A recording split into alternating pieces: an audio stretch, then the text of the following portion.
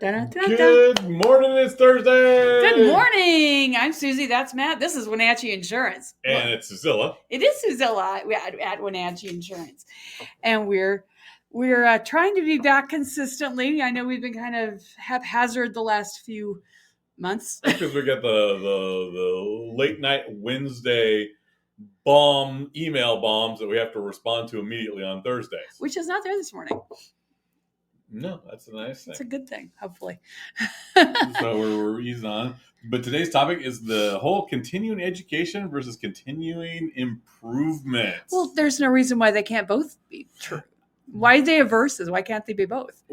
Well, because we're in a very versus society. Well, we don't have to be. We don't have to be, but for the most part, we are. There's a lot of, say one thing, do another. Well, yeah, I got to agree with you on that one. So the topic, I imagine the topic came up because we are in our, we're getting ready to renew our licenses for our insurance licenses so we can keep writing policies for folks. And our birthdays are coming up, so we have to do our continuing education to keep those licenses. Yeah, and woohoo. Yeah, I don't hate it. I love it. And there's two schools of thought with continuing education. I bet that's one of the things that triggered. Well, yeah, there is two schools. And I was kind of blown away that we diverged from that path over 6 years ago. Oh, the just rip it out and do stuff that you already know and move forward. Yeah, because there is a common theme on you'll see it if you go on to any sort of professional board. Is there are some that believe in the, hey, let's get it done as cheaply and as quickly as possible. Yeah. And what happens in that situation a lot of the times is you just go over the stuff you already know, so you just rip through it and answer the questions and move on. That's where continuous improvement is coming in. That's where your thought process was. Yeah, and we really, well, even early on, I'd go to events and stuff and bring additional information back. They wouldn't fully, accredit some of those things. But it helped in my growth and learning. Because events are incredibly important for that, because it's a different learning style. And I'd love to see those continuous education credits require a live component. I don't. Okay. Because I find those live components to be tedious and difficult to get to. And I just don't thrive in those situations. But everyone learns differently. However, the material is presented differently. Yeah. And we are kind of in the black hole of healthcare in the central Washington. Because so we would have to travel. We'd have to travel 3 hours to get 2 CE credits. It's like, so you have to really decide whether or not the learning that they're offering is worth your time and energy and money. Because it's going to cost, it's a free EC credit, but I might have to spend $200 for a hotel room for it. Yeah. You have to consider that. Sometimes we go because it's just part of the deal. Last year, for example, we did, and we weren't able to do it this year, which broke my heart a little bit, was the Day on the Hill. Yeah. Which was fun. And we got to talk to legislators and learn new things and talk to new people. But we weren't able to this year because of circumstances beyond our control. And that actually gave us a couple of CE credits, which was kind of cool.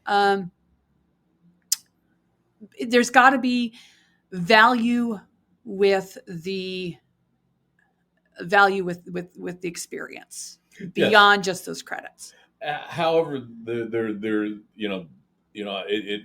like I said, it was about 6 years ago, because this was the third cycle that I used the particular group that we picked. Yeah.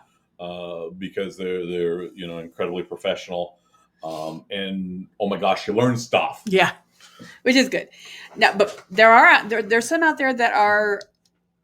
There's different companies you can work with to get those continuing education credits.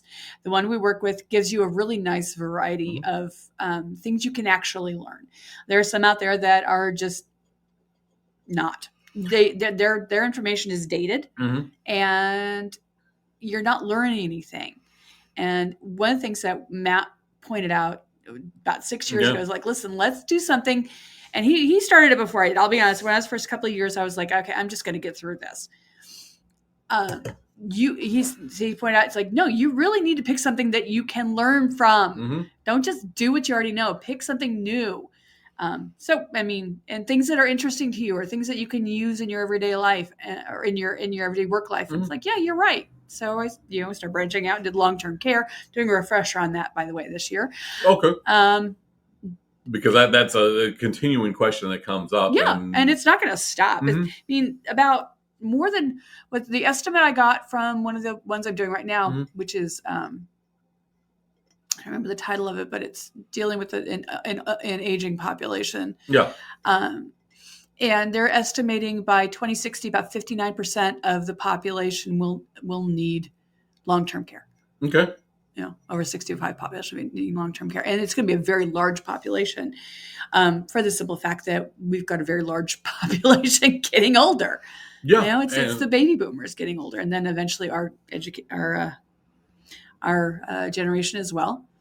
The fact is, we are not going to stop getting old, and we are going to need to be taken care of.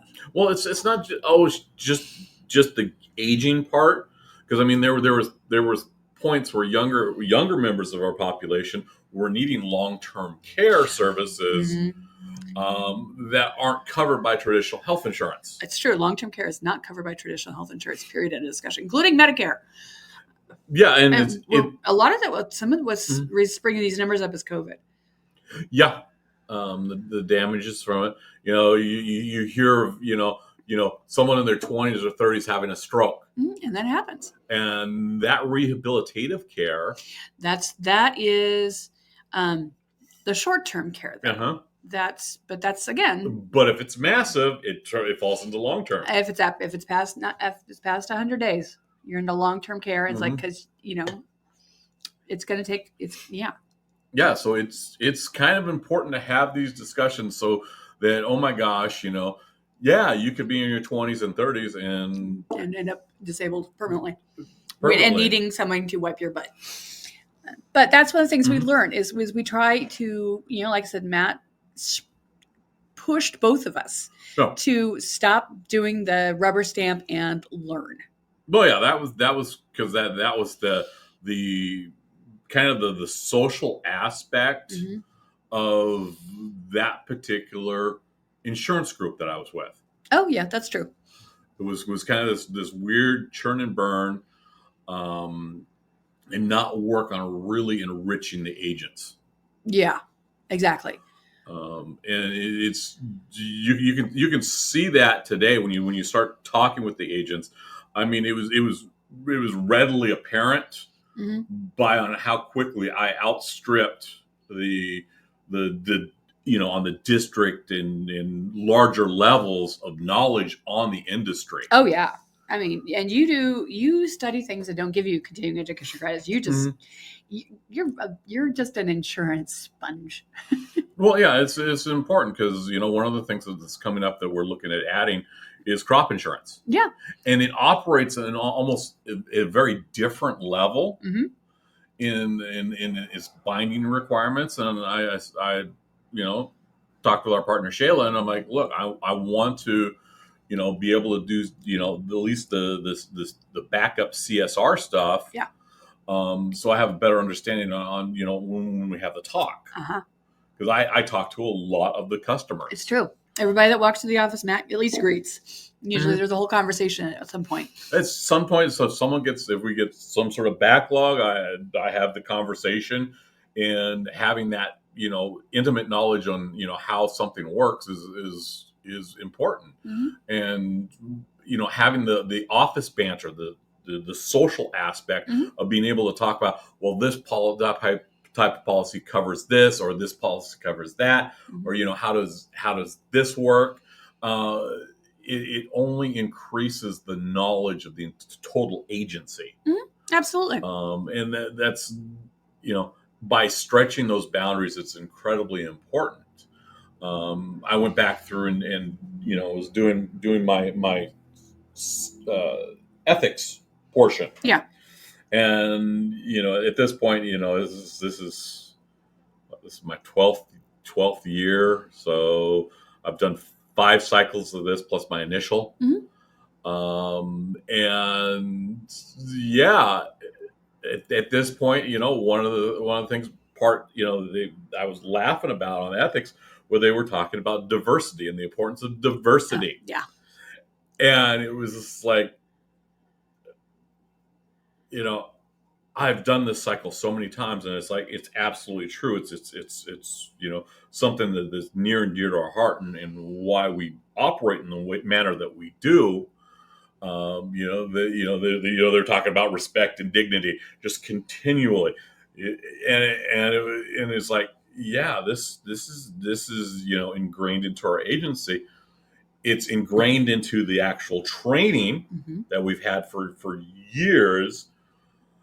And at the same time, how many other agencies, how many other groups that have ethics training do nothing about it? Yeah, that's true. The whole ethics training. Well, okay, gets to a point. The ethics is something we are required to do 3 hours of every time we do every 2 years. Every 2 years. It's part of the deal is you have to do an ethics training. Mine is the ethics of the seniors. Those who are it was, I don't remember what the title is, but it's dealing with folks who are might be having some difficulties with cognitive situations. That's huge. It's huge. I thought that was a really valuable CE. And unfortunately, it's not really focused on what I do, but it still has some very usable tools in it. It's very financial focused. Well, yeah, that probably arose out of the California, had some laws passed on protecting seniors regarding financial products. Exactly, because they were having a lot of problems with people taking advantage. Not just in California, we had that happen up here in Washington, here in Wenatchee, as a matter of fact. Here in Wenatchee, yes, we did have an agency that literally got committed.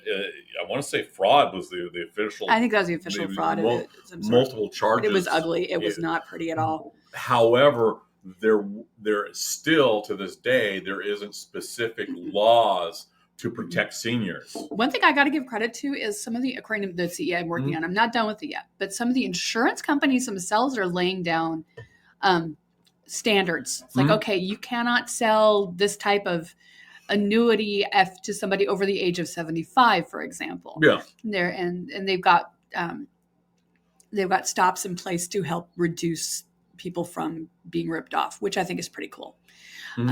But more than anything, what they're discussing is being clear and making sure everyone understands what's going on. And if there's issues, then maybe you need to get another person in the room, kind of thing. Yeah, because it is incredibly important. And we're seeing this ethical battle played out in insurance between producers and agents. Yes.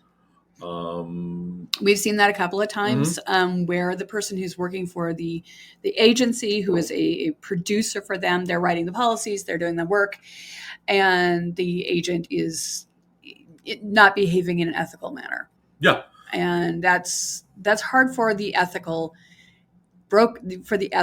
producer. It's hard for them because they still need to make a living. It's hard for them because they're being pushed into doing unethical things, or they're being ripped off personally. Oh, yeah. It's tough. One thing about ethics is you want to try and align your ethics. You want to align your ethics with your partners. Yeah, you gotta build an ethical culture around you. Yeah.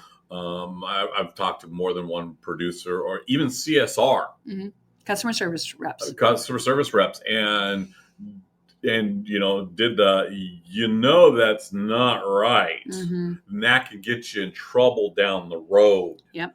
And this was under guidance of an agent. And there's been some pretty egregious stuff out there. Oh yeah, we've heard stories, and I hope a lot of them aren't true, but entirely too many of them are, and that's what's frightening. So we've got, it was continuing education versus continuing improvement. That's another thing that Now, why is it versus? Why can't they be both? because one of the biggest arguments that we saw in the bonds Mm-hmm. and was that our kids were not improving Of the school bonds. the school bonds. Mm-hmm. That was one of the big counterpoints about that was the school that basically the money was going down rat holes Okay. or going into union pockets. And we heard this, and then we've seen this used the last probably half decade or decade or so. Yeah, you said on the bonds, and we've seen it also in the school board elections. Is school board elections, and we're seeing it in the rise of the attempt to shift funds from public schools to charter schools, Which is just another word for private schools. Let's be honest. Yeah, private schools with public education funds. Yeah, and that it's really important to get a handle on that argument. Mm-hmm. Because it is an argument. It's not necessarily done in good faith. No. It's like, oh, hey, let's strip these schools down to the bare bones and wonder why we're not producing excellent students. Yeah, we've had this conversation. This has been a conversation that's been going on ever since there have been public schools. And we're also going to, we need to expand that conversation into it just can't be around when there's bonds. No, you're right. That's one of the things we've noticed is the only time people talk about this is if there's money to be voted on. Mm-hmm. This is something that needs to be discussed year round. Mm-hmm. We don't need to look at this as just an election year conversation. This needs to be, because if we are talking about it all the time, when it does come up, people are educated about it, and they can make an educated decision about what's actually their vote. Yeah. I mean, you can vote yes, you can vote no, but as long as you know why you're voting that way, rather than just someone telling you to vote away, that's the smart thing. Well, we need to have these. It's that that front porch conversation, and it really is a front porch conversation of, hey, what's going on in our town? Yeah. Does the choir need new robes? Yeah. Or how's the busing? Should we switch over to electric buses because we've got the cheapest electrical rates in the nation? Yeah, why haven't we done that? What are we doing to improve? The amount of bus drivers that we have, because they always seem to be hiring. Yes, that's huge right now. How do we support the bus drivers? Mm-hmm. How do we support the teachers so they don't have to spend half their paychecks on school supplies? Mm-hmm. How do we support, the administration so they can do their jobs? And how do we support the students so they can learn? How do we support the support staff, the parapros and the maintenance and the janitorial staff so they can do their job, so they can actually have a bucket of sawdust in case some poor kid rolls in the middle of a classroom. I mean, yeah, it's really, that's why I call it a front porch conversation. These are things that are front porch that for some reason have been kicked off the porch under the guise of, it's politics, we can't talk about that. I was a meme I read the other day. By teaching us not to talk about politics and religion, we don't know about politics and religion, something like that. And because we never learned how to talk about it, and it just restricts us from having open conversations about it. Yeah. And by not having conversations, we end up with us versus them attitudes. Because we get siloed into our own little churches, our own little political groups, and we're not listening to the world around us.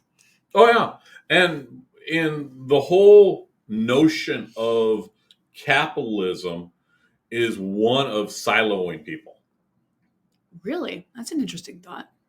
Because you only want them to buy products from you. Oh, okay. I guess I can look at it that way. And you only want them to listen to content from you. You're sure that's capitalism?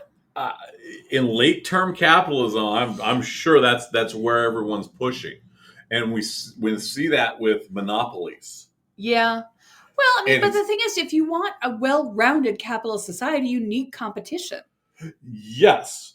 And the majority of folks are not striving for that marketplace. They don't that want open that dialogue. They don't want that well-rounded society. They just want you buy my stuff because they want, the appearance of education and not learning the material.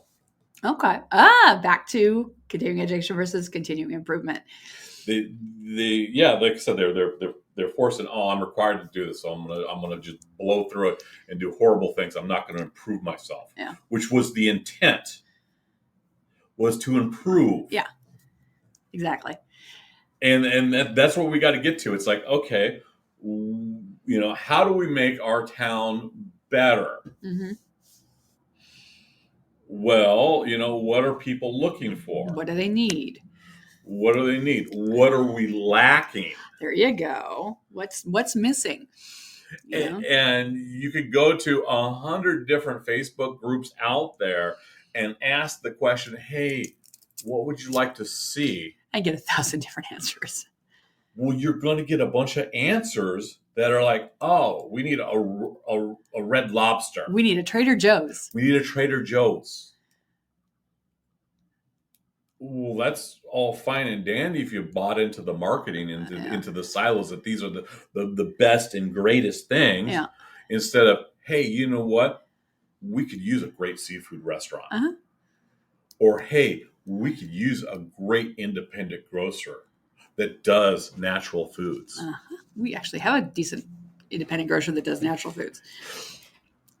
But that's the difference between just I'm doing this because that's what's required. I like this brand. We need this brand. Versus, hey, let's actually do the improvement. Instead of, hey, let's support a small business person with some tax breaks and let them start a new business. Mm-hmm. But that is the very difference. One is convenience. Yeah, that's true.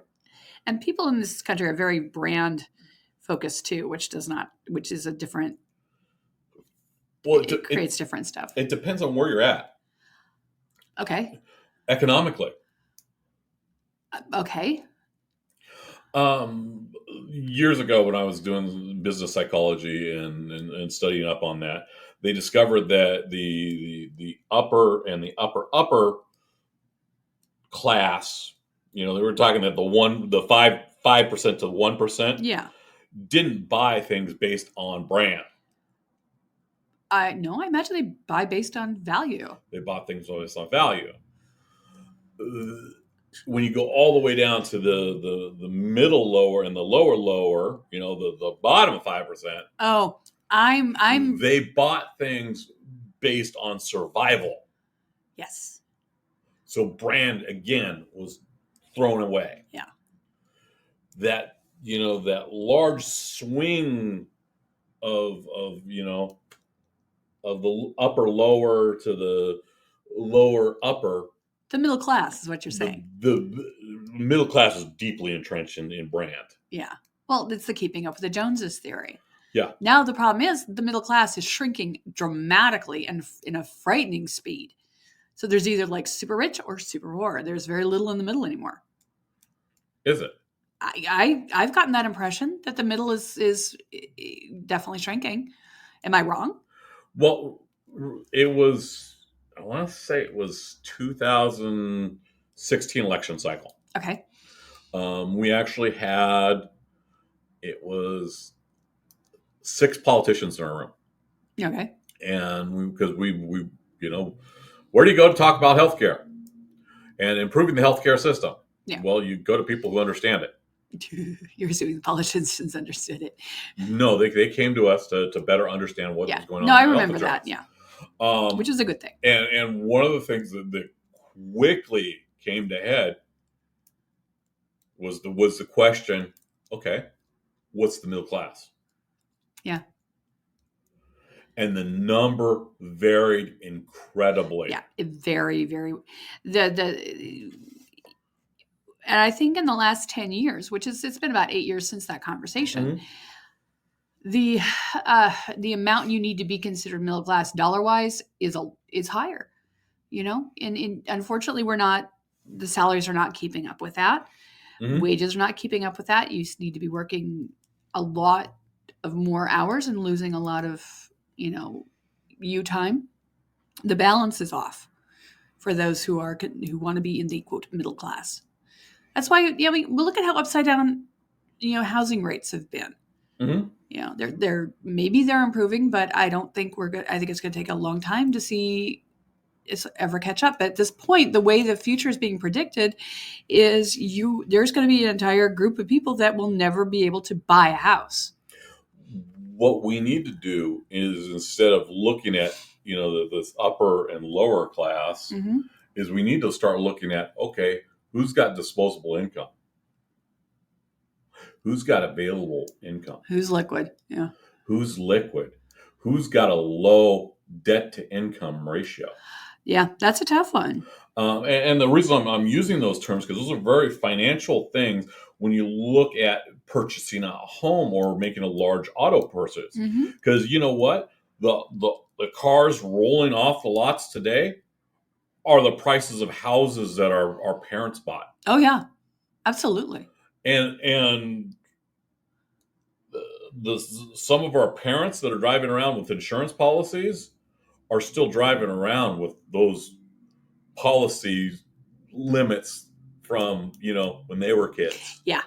They grossly undervalued. I've caught myself boomerang more than once when it's come to income or the price of something. Yeah.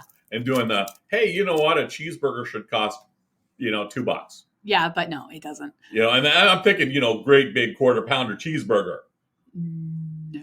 And it's like, no, it's nowhere near that. Nowhere near that. You're looking at if you want a cheeseburger and fries and drink, you're looking at between $8 and $15.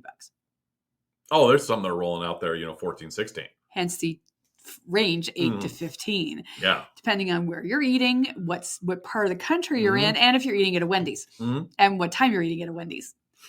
Yeah. So yeah, that the surge pricing. The surge pricing is out there. People are like giving Wendy's a horrible thing. They just renamed what they're doing.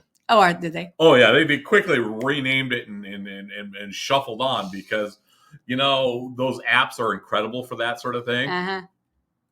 And it's going to become a thing to get at that disposable income. Mm-hmm. People are very, they're holding on to their disposable income hard. Well, I don't think there's that much left. Exactly. And I think the people have, healthcare was one of the first ones that moved to it. It's not what the cost to do that is, it's the cost of what I can charge. Yes. Yep. And that's an entirely different ballgame in late capitalism that everyone needs to understand. It's like, no, price isn't based on cost of goods anymore. It's based on what the market will bear. Yeah. What is the market price? Yeah. It's the cost of a lobster. It's the cost of a collectible. What will the market bear? What will someone pay for this? What will someone pay for this? And can I get enough people to pay for that I don't have to do a whole lot of work and still keep my lights on? You're not wrong. You're not wrong. It's a very different concept. And we need to get back to that. Hey, how do I improve this system? It's not how do I hand out a diploma? It's how do I have them learn while handing out that diploma? Yeah, exactly. They might get a diploma, but have they learned what it took to get the diploma? Well, yeah, you can't dummy down the value. You can't write it down and saying, oh well, and then pull up and it's like, well, why was my change counter wrong at the counter? Mm-hmm. Well, did you support the education bond? Well, no, it's a ripoff. There you go. Problem solved. You just answered your own question, didn't you? Exactly. Congratulations. You played yourself. There you go. Then we should end it on there. Yeah, that's an interesting note to end it on, but let's do that. So thanks for joining us here at Wenatchee Insurance here in Wenatchee, Washington. Uh-huh. And Suzilla, our lovely podcast, which we're going to try to be consistent about, but we're working on it. We're improvement. It's continuous improvement. We are a project and work. So thanks very much. Have a great day. We'll talk to you next week. Okay. Bye-bye.